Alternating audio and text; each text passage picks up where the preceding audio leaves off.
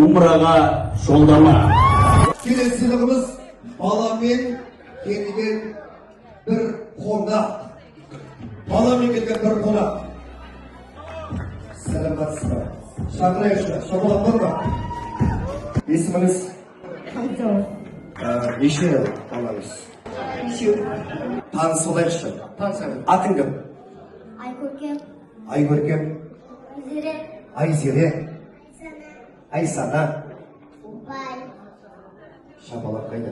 Армандарың бар ма? Армандарың қандай? Биыл, Ендеше қарекет қорымен келесі кезекте, келесі баспананы жалғыз басты анаға жолдаймыз.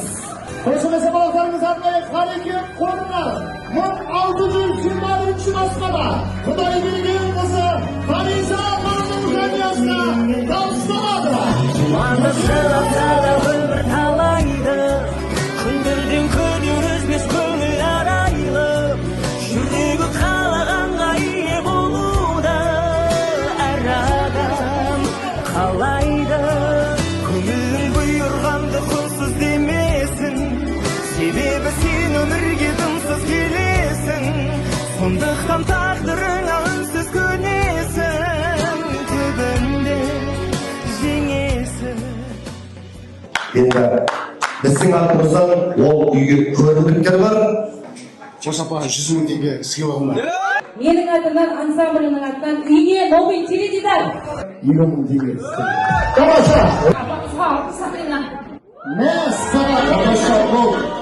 Орда жігіттерінің ұйымдастыру бойынша анамызға умраға жолдама.